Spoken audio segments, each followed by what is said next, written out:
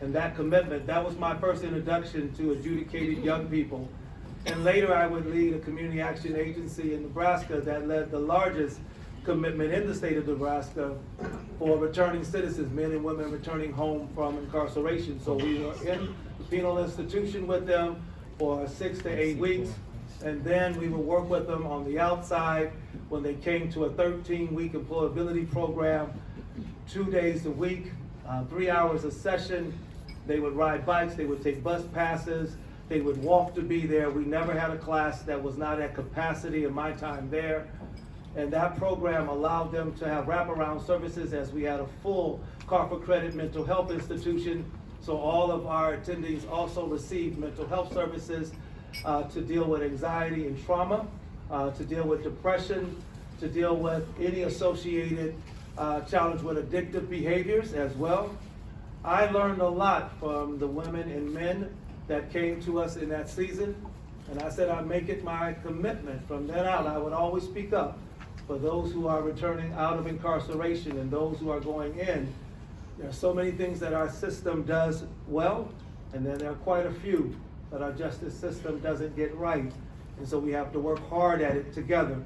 With that said, our Justice Network has an assembly of individuals that have worked in these capacities from vantage points that will be interesting for us to note. We have Willette Benford with us today, Director of Reentry, City of Chicago Mayor's Office. She's with us today. Professor Sharon Borello, Executive Director of Augustana College Prison Education Program. Tyrone Stone, he's a part of the Augustana Prison Education Program as a student. We celebrate that. Paul Flester, he is the Program Manager for the Highway Construction Training Program at Blackhawk College, community college that we have a chance to work alongside. All of these individuals are first class. They're subject matter experts in their commitment. Let's celebrate them for the work they have done and the conversation.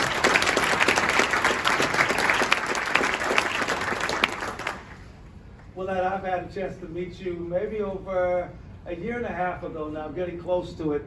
You and a team of individuals came from Chicago. We hosted you at Project Now. We learned so much together, and we made a pact and a commitment right then. We took our pinky fingers and said we were going to stand together and we're going to work at it. Your experience, your exposure, and the place that you currently serve in is so needed for city consideration.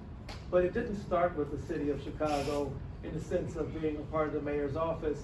Can you give a little bit of background, and then also what are you doing currently in that work? Well, thank you, Pastor Reverend Dwight, and just want to say thank you to everyone here. It's a privilege and an honor to be here and to be on this panel with all of these esteemed people. My journey started inside. I was incarcerated. I spent over 2 decades inside, and I received an immediate release in 2019 due to a change in the law. And upon my release, I went to a transitional house. We've talked about housing, we've talked about a lot of different things up here. I went to a transitional house, and once, upon completion of that, I applied for housing and I was denied. I had did everything that I was supposed to do, and they denied me what is a basic right or a human necessity to be able to be successful in the community. And I was denied housing, and prior to that, I had worked with the new mayor-elect to pass the Just Housing Amendment, which made it illegal to deny people housing based off their background. My background was then over 26 years old. And that was a trajectory into the work for me. I didn't get it, I didn't come out planning to get into the work, Reverend Dwight. I mean, it was by chance. And so that really pushed me into the work, and I began to work in organizing, began to organize around, issues that really were dear to my heart. That's how we came down here to work with Project Now. But yeah, the trajectory started when I was denied housing. And then I realized that there were so many other barriers for people that were returning residents. The barriers to housing, employment, you couldn't get a livable wage job simply because you had a background. And so those were some of the things that moved me into the work. I began to organize with Fully Free, which was a campaign to end permanent punishment, which is the prison after the prison. A lot of times you come home from prison and you've paid your debt to society, but then you're paying interest. I say that the prison after the prison is the interest. And so I began to work with Fully Free, and we, organized around those permanent punishment, those 1,000 laws and barriers to reentry. And that was how I got started. Thank you for sharing.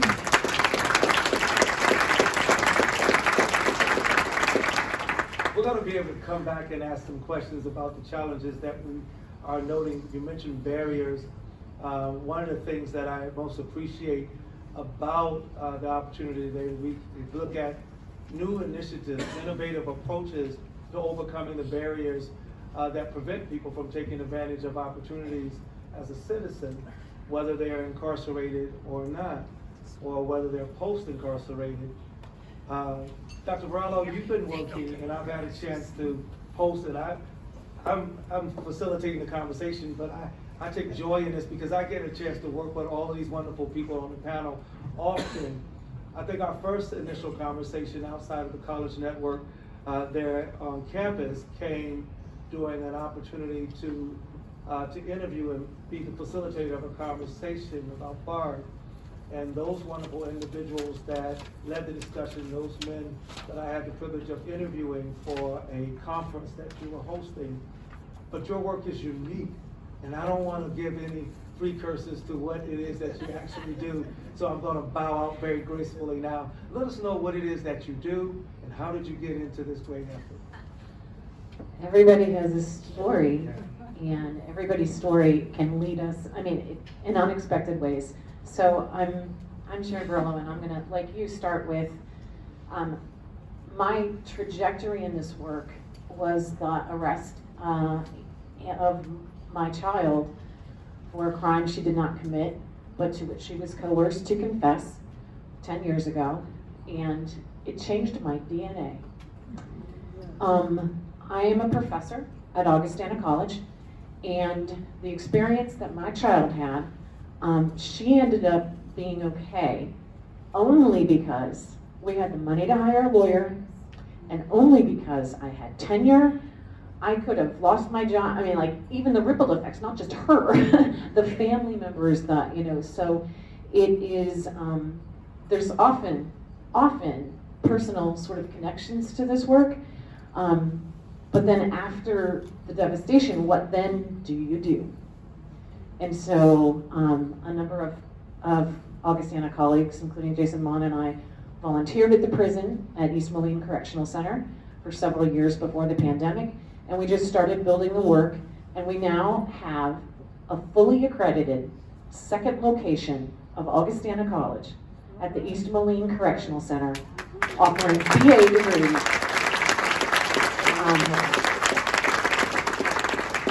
Again, because of resources like the Austin E. Knowlton Foundation and other partners, we were talking earlier at our table about all of these resources. It's not really a money problem, it's a problem of will. Why don't we just do these things, right? And so we're extremely lucky, and we've worked extremely hard, but we were extremely lucky that the stars have aligned and that Augustana is sort of now at the leading edge of similar programs that we hope come back to this country with the restoration of Pell Grants to incarcerated learners so that colleges can operate not just on volunteers. You cannot run a college on volunteers. And so it has been the work of my life. It is an absolute joy, in part because of amazing students. 2 of our original cohort of 10 are here and will speak for themselves.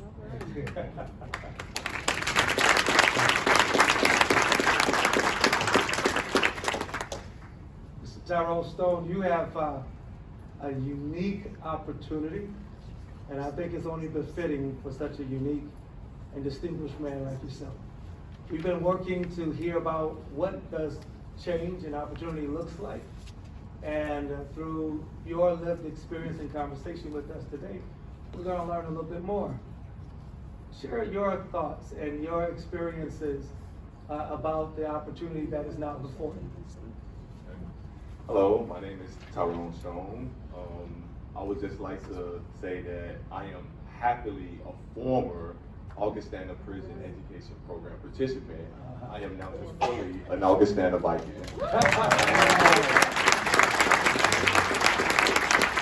I would also like to introduce my friend, my peer, David Staples. He has had an amazing journey going through this with me as well. He has his own story. I just want to introduce David Staples, another Augustana Viking. And this program is so essential and it's so needed because prison is a holding jail. They don't teach you anything. They don't give you anything. It's take. So when this opportunity for APEP, an accredited bachelor's degree program come along, we all have one message to everyone. We are worth it. We are smart. We made one mistake. Some people make mistakes. And I think Augustana faculty created a system for us to be able to call home and something for us to look forward to. There is a lot of disparity in this process. There's a lot of take mentally, physically, and it's easy to say, I'm done. I hang up, I'm just gonna be a victim of this anyway, I'm just gonna go do what I want. It takes strength to stand up on your own 2 feet and actually put the work in, which is why none of us that has participated in this program currently or that has previously been in it would like to let our faculty down. Sharon Varallo, Dr. Mon, every one of the faculty, they show us love and respect. They come into the class and they talk to us like we're Augustana students right up the street. We're not prisoners to them. We weren't inmates, we were people. And they just wanted to bring the best out of us. And that's what we're doing now. That's the movement that we're trying to make as free Augustana students into the world, to let people know, let the world know that this program, there was a lot of drawback from putting over, $50,000 into inmates. There was so much drawback in that because we're not worth it. But we put the work in. We're up all night. We're together doing projects. 9-page papers that we never thought they could be done. We're doing this. That's right. The vocabulary, I have the confidence to step up and talk in any circle now. Augustana gave me. That's right. And I appreciate it.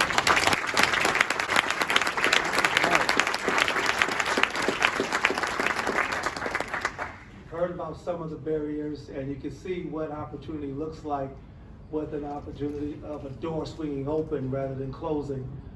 Our hearts are warmed by your personal testimony and reflection. You, Mr. Staples, and others who have experienced incarceration. There are some in this room that have, and their families have as well. So we all are leaning forward to learn more and to also find a way that we could partner more. The hope to be able to come out and to have educational opportunities. You mentioned the federal Pell Grant isn't afforded for folks with a felony. There are so many other restrictions and barring and challenges. So as we're looking for educational opportunities that lead to more economic hopes, Paul, you are one that is opening the door for economic opportunity. In your particular program, I had a chance working with those in the early days of Leslie Kilgannon and a former commitment, and myself and others going down to the State House and lobbying and making sure that program ended up here in our Quad City region. I'm thankful for that experience. You have been at the helm and working to ensure that the Highway Construction Careers Training Program was inclusive of a certain population. Tell us about the opportunities that afford individuals that may have a felony or who have been incarcerated. Yes, and one of the main goals of the program is to increase diversity in the building trades, which historically hasn't been as diverse as you might want, and we've been welcomed in the trades, I'll Yes. say. And so that includes bringing women in as well. But over my years of doing community work, and I have worked with and run into quite a few people who've been incarcerated at some time or another and trying to work their way back up. In this position, a whole lot more. And we've really been trying to reach out as much as we can to people who have, you know, maybe it's been a few years ago or many years ago, or maybe it's just been a few months ago. Yes. So we have had quite a number of people come through our program. This is a training program that allows people to take the first step into an apprenticeship in the building trades. And it's got highway in the title, I always say this. And many of our people, many worked on the new I-74 bridge, for instance. But many also go into plumbing or electrical or trades that you may not necessarily associate with highways. So we have had people who have been a few weeks out of, you know, being incarcerated, and I mean for many years, some of them. A few weeks out, come into the program, which runs for 3 months, 3-month full-time program, be able to move straight on into an apprenticeship. And this is a career move, so it's not a job, and many of the people that come to us have had a series of not so great jobs, don't pay so great, work hard, benefits are not that great either. So in the world of construction, we're trying to get people into trade union jobs that are apprenticeships, that are going to be a career track, and the future is very bright. So for instance, right now we have started with 10, we have 8 students in our spring class right now. I'm pretty sure 3 of them for sure, maybe 4, at least 3 have been incarcerated. A couple of them, it was a, you know, big part of their life prior to this. And I mean, I have no doubt whatsoever that they are going to be able to, they're going to have options here, starting at the end of February here to the end of May. By the time they get in the end of May into June, they're going to have real career options right there looking at them. And it is really rewarding to see someone be able to contribute who maybe didn't know exactly where to even take the first step to be then moving on to self-sufficiency. Thanks, Paul. You mentioned a couple of points about the program, a little bit about the structure thereof, and that we use the term sometimes, and we kind of go back and forth with renditions of it, which is felony friendly, to try to get the word out to let individuals know that if they've been formerly incarcerated, this is an opportunity, and that what you may have done while you were incarcerated counts as work experience, or at least knowledge of the field, although not always required to go through the interviewing process. I want people to know what this really means for somebody that has low wage, low wealth, and low income as a background. How much does this program cost? It costs nothing. Oh, okay. And you've had, it's always been, it's a pleasure to always work with Dwight. And sometimes you have to remind me to say that it's free to the participants that get in. And I make note of that because free is always in the budget. We don't have to go looking for it. And for somebody that has been struggling, always saying, I don't have enough to try, I don't have enough to get in, how do we reduce the barriers for a certain segment that have been on what others would call the tax burden, and help them move to become part of the contributors to the tax base? How do we put in practice that which we say we want to see more of? And Blackhawk College is doing that through this program. And so we welcome that addition. I want to go back to the front because you've heard the success stories, things that we do awfully well and that we are dedicated to continually doing. Where are the touch points now? We're going to start our descent to get closer to the tension, and we're not afraid of tension because out of the creative tension comes something that is lasting. The bridges that span all of the Mississippi and our 2-state reality, the 4 that runs almost back to back, they're held together because of tension. I'm not an engineer by trade, but the engineers tell me that the only reason why that bridge suspends over water, the only reason why that bridge can essentially carry the load and withhold the loads of the trucks and the cars is because it's managed tension. Let's go back to the front. Well, then where's the tension points? Where are the challenges? Where are the spaces we need to be paying attention to? There are many, so I guess I'll try to narrow it down.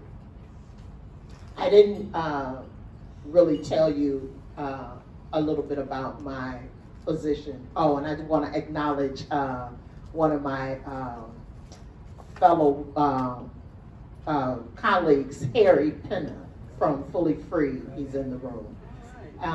But, you know, working in government, I come from community. And so working in government has been like really eye-opening. I'm a year in. So just even beginning to, Mayor Lightfoot allocated $13 million to reentry and hired me the first director of reentry in the city of Chicago. Yeah, that deserves a clap. Yeah. You know, because the tension is that those that are formerly incarcerated or directly impacted, or I like to say returning residents, the tension is why this population? And I simply say, why not?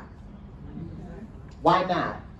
If you believe that the carceral system works, and you believe that rehabilitation has taken place, why is there interest on it? Why, when an individual comes back to the community, there are so many barriers that, you know, you have to relive the story over and over and tell people the same thing over and over to get your foot through the door. In that, Reverend Dwight, what we have done at the City of Chicago is we have I lead the Mayor's Interagency Reentry Council, which we meet bi-monthly. It's an all-of-city government approach. 17 city agencies and sister agencies really came up with goals around reentry. And the reason why is because not very many people were looking at this population. It is a population that is often overlooked and underrepresented in government and everywhere else. Whether it is housing, whether it is employment, whether it is healthcare, behavioral health, you know, there's a challenge there that when the trauma associated with being incarcerated is different. And so that is a piece, there's a challenge there to make sure that individuals that are coming out of incarceration are given the opportunity to have therapy and, you know, get behavioral health.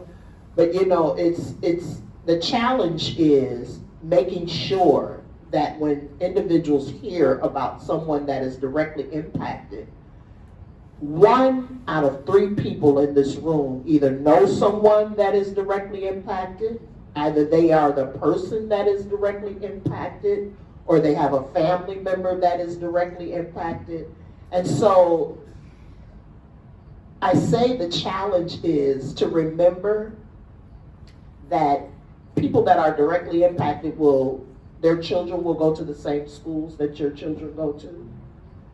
They will pump gas at the same gas station you pump at.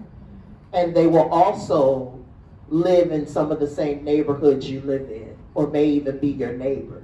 And so to give the opportunity of re-entering and then being set up for success, that could benefit all of us. It doesn't just benefit the individual, although it should, but it benefits the entire community. Absolutely. The entire community benefits when one of us are successful. That's right. Everyone.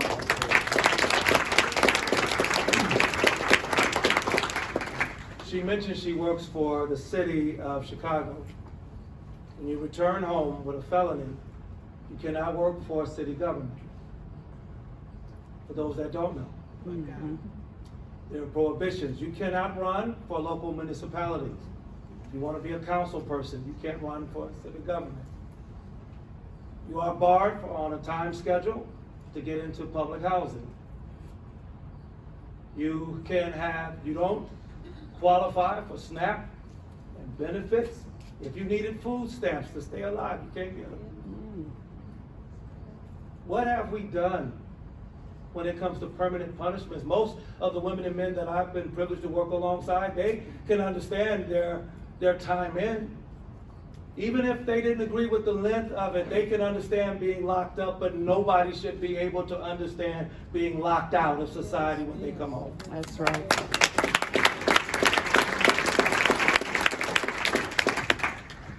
And how do we make our system more humane, sensitive? Dr. Varela, you have committed your life, and this particular endeavor goes into the system itself. Where are the touch points? We're glad that we're there, but I know it's a work in progress. Absolute work in progress for everybody. And all education at all levels lifts all boats. We need, and the links to, oh, there's so many things. Links to recidivism, access to any post-secondary education of any kind reduces recidivism and does, just has a host of good outcomes. But the links between housing, poverty, education, and incarceration are strong. Yes. So K through 12 teachers in here, pre-K teachers in here, like everybody has, what you do matters so much. And I also just, I don't know, there are many things going on in my head right now. A quarter, I believe this is true, the last I checked, a quarter of Illinois' incarcerated population are not there for having committed a new crime, like recidivism. It was for a technical violation of parole. So some of our students, I don't even know, they get very few resources to succeed and a lot of barriers that could bring them back, from denied housing to you don't have money to, you need resources to be stable. Yes. And one of the things that has been it's like a culture shock going 8 miles down the road. So East Moline Correctional Center, thank goodness they've allowed us in. Yeah. Thank goodness. Because we couldn't be there without them saying yes. All it takes is one person in the system to say yes or no. There is systemic issues that are huge barriers. If anybody knows anybody who's a principal who wants a new career, I need a boss. Because we can't bring things into the prison unless we have a person there who's called an EFA. If you have the principal's license, if you know anybody who does, that stops us from being able to bring in books, bring in resources, because we need somebody to say yes. And that person, so there's a systemic sort of a structural issue that I want to talk to you about later.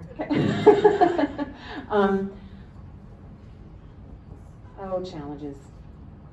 Half of America's incarcerated population can't read.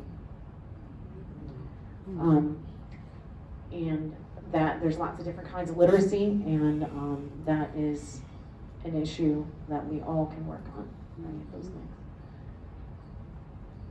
So I thank you. We're going to come back because I know that there's some other pressing points that are natural connections to some of the other panelists. But thank you for being honest and transparent. And again, this is no negative connotation to our partners at East Moline Correctional. But we are saying that I don't think we realize what it means to have to research through another person, because you are a full Augustana student. They do not, to my best knowledge, you do not lower the bar, and Tyrone is going to be able to verify. Lower the bar because of where you currently sit. You're still a student. You're expected to have quality papers. And by the way, your papers are not typed up. So when you say 9 pages, help us to understand how did you get those 9 pages. So you have to write. Uh, Oh, I'm sorry. So you have to write 9 pages, and if you mess up on your 7th page, you have to go and do it all over again. So once you do one, you have to revise it, and you have to revise it. Well, depending on what professor you got to keep on. Speaking of the challenges. Absolutely. Okay, so I don't know the red tape. I don't know the bureaucracy. I don't know that side of anything. I can only tell you my side of it, and from my side of it, it's been one-sided the entire time. And I understand the law more better now. I did it back then, and I thought that there was a lot of unfair stuff going on, but I understand that the laws need to change.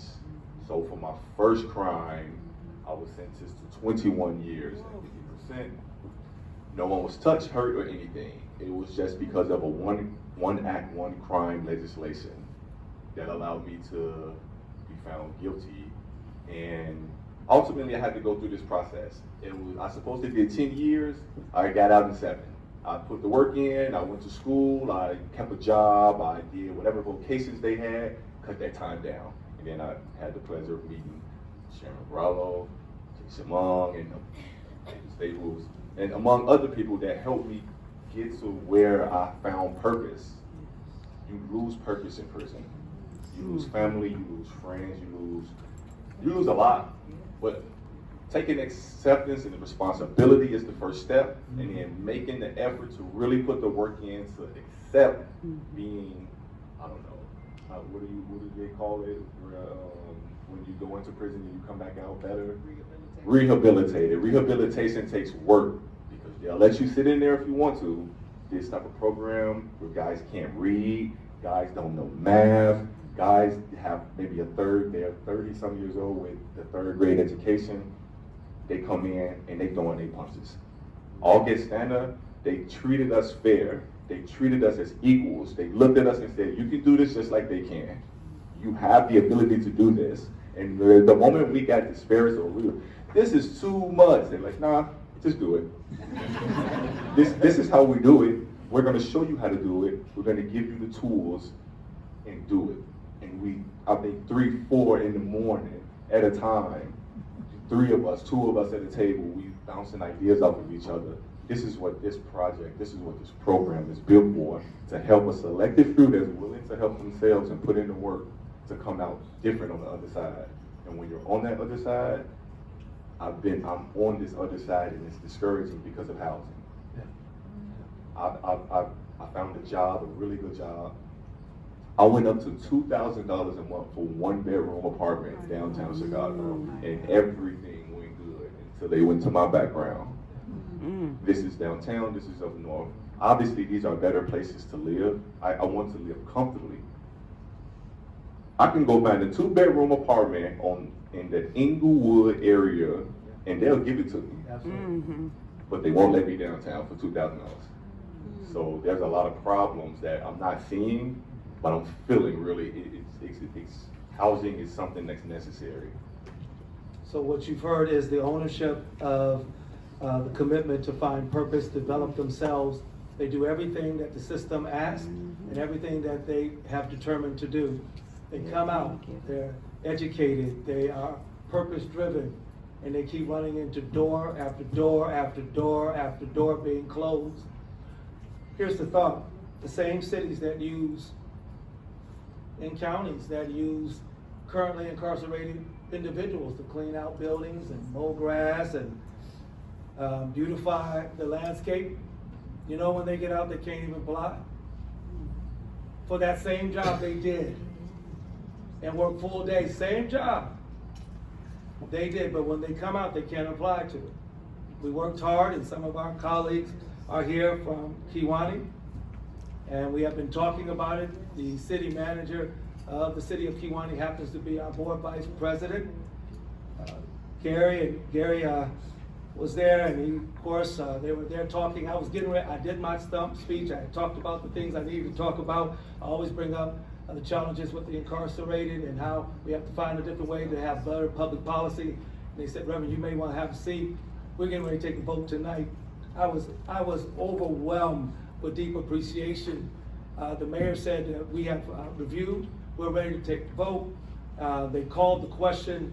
Those that were in attendance, not one nay vote, all unanimous that was sitting at the table that day. We were so appreciative of that. And the mayor said, we did not want to be hypocritical. If we were utilizing them and they were no threats to us then, there are no threats to us now. That's the kind of courage we need. So they struck that prohibition. Our school districts, my sincere hope. The felony will bar you. You can't even go on a field trip with a class that your child is in. Even if your felony was 30 years ago for bad check writing, you cannot even put warmed over mashed potatoes on a lunchroom tray in the cafeteria with a felony. And some of the best mentors are individuals who have lived experience with the population within public schools that they can't do anything about and don't know how to reach into them and their families. We have this major barrier. I'm not talking about the crimes where individuals have been hurt and harmed, because all of our minds run right to rape, molestation, and incest, and murder, and violence. We're not talking about those crimes. You steal a couple of iPhones in Illinois, you got a felony. We're talking about things that have to do with violations, previous convictions. Our goal is to make this world a much fairer place. So we've made room. We've heard the touch points. We gotta have a serious conversation of where do we start. We gotta do something. Well, you gotta tell me, where do we start? Based upon your list, all of these individuals want to know, where do we start? Well, we start by not doing anything for us without us. That's true. That's where we start. A lot of times when we shape policy or when we talk about change for individuals that may have been incarcerated or are currently incarcerated or have had an encounter with the carceral system, there is a room of decision makers where the voice of those that are directly impacted is not in the room. Right. By the grace of God, I was able to be in the room with Governor Pritzker's wife yesterday around a conversation of women and incarceration. And the reason I was in the room is because I was supposed to be in the room. Right. It affected me. I am a woman, and I am a woman that was formerly incarcerated. So a conversation to address these issues and to think about how we can change them, why wouldn't you have someone that is directly impacted weighing in on those conversations, and not only just being in the room, but leading the work? Hallelujah. We need individuals, whether it is with homelessness, incarceration, lack of employment, education, those that have been affected by it should be in the room leading the conversation and leading the work. How do you get an office or a position of director of reentry and not consider someone that has been directly impacted to lead in that position? Right. Especially if they're qualified. If they're not qualified, that's different. But my lived experience, with over 20-something years of lived experience, almost 30 years of lived experience now, qualifies me for the position. Yes. You know? And so I say that because those are some of the places where we start. Another place to start is, a lot of times when we think about incarceration, we don't think about women. Women are the primary caregivers of their children, and they are the fastest growing population in IDOC. And so when women come back to the community, they have their children, and then they also have a felony. And so now, if my DCFS plan says get housing and get a job, and you can get your children back, and then I have an ex, and the landlord doesn't want to rent to me because I have an ex, then I can't get my children. And so that piece, women are the breath of the community, and we need to invest in women. I know that our male population in IDOC and Cook County Jail is much larger, and here in Rock Island is much larger than the female population, but don't forget about the women. Lastly, yeah, you clap on that. Don't forget about the women.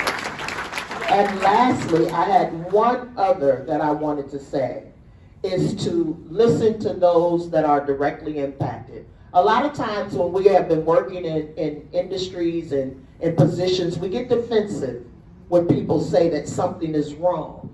But it is not an opportunity to get defensive. It is an opportunity to listen to those that are experiencing what you are supposed to be providing, and they're not experiencing it at the degree that you are talking about it. It has become a myth. I remember, and I'll stop with this, Reverend Dwight. I remember coming home, being denied housing. Education, I went to school in prison. I came home with an associate's degree. 90 credits that I had was accepted at Northeastern Illinois University. I am a student at NEIU now, studying for my bachelor's in interdisciplinary studies. However, even coming home, you know, and getting and reaching out for housing, I was afforded a voucher. You know, a voucher makes all the difference in the world, because I was able to move into an area, Tyrone, that was called an upward mobility area, which means there was less crime in the area. I was able to get a 2-bedroom apartment with that voucher from living in a box for 20 years. But here's the thing. The vouchers need to be released for individuals that are currently formerly incarcerated, and then we need to look at the population and make sure that they are being afforded the same opportunity as anyone else that is considered homeless. And that's a whole nother conversation, but those are the areas where we need to start. That voucher moved me into a place where I could get jobs that paid a livable wage. Once I was able to pay a livable wage and market rate rent, I was able to get into home ownership. I own a home now. I bought a home in September because of the trajectory and the way that people will support you. It's important to have a network of support. I look out and I see all the different faces, all the different colors, all the different nationalities, and I think we are all in this room because of what Reverend Dwight said, relationship. If you build relationships and network with individuals, there are places that you can go, especially after being formerly incarcerated. But I also want to acknowledge that there are places that you still can't go because there are barriers in place. And I'm not going to hog the mic because I am a minister too. Ordained minister, and so we talk a little bit more than others sometimes, but I'm going to let it go. But yes, those are some of the places we need to start. Thank you for those. You're not talking over, you just need more time to explain. Yes. And so that's what we need. Like we're not nosy, we just have an observatory spirit. You heard of some of the touch points of what we have to do. You can tell the sense of urgency. As we continue with this track, Sharon, what is it, Dr. Borello, that we absolutely have to do? A couple things we can do is take the stigma off of incarceration, and any shame associated with that is on society. When we talk about mass incarceration, a lot of people think, you know it statistically, you might know that America incarcerates more than any other country on this planet, by far, over-incarcerates. But what we don't know, and what people don't sort of recognize, is that these beautiful people are who we're doing that to. This is a social problem, so the stigma, we don't talk about it. There's a lot of things that are invisible about it, including 27 Illinois prisons that are intentionally out of the public eye. But that prop up rural economies, we've created a system where we don't want to change that. And so, how can we change that? So stigma, yeah, and getting rid of the invisibility and saying the responsibility is on me. It's on her. Yeah, You know? the stigma, I'm glad you said that, because sometimes people are so afraid, and when we fear, we tend to retreat back into places where misnomers and misinformation becomes the only dietary commitment. When you don't know, you don't know. If I were to ask you today, look up on the stage and tell me which one has been incarcerated, you wouldn't know. If they didn't self-disclose, you wouldn't know. To the individuals they pointed to in office, you wouldn't know. So when people say, well, we don't want a community where they'll be in my backyard, or they'll be close to my school, they're already there. You just don't know.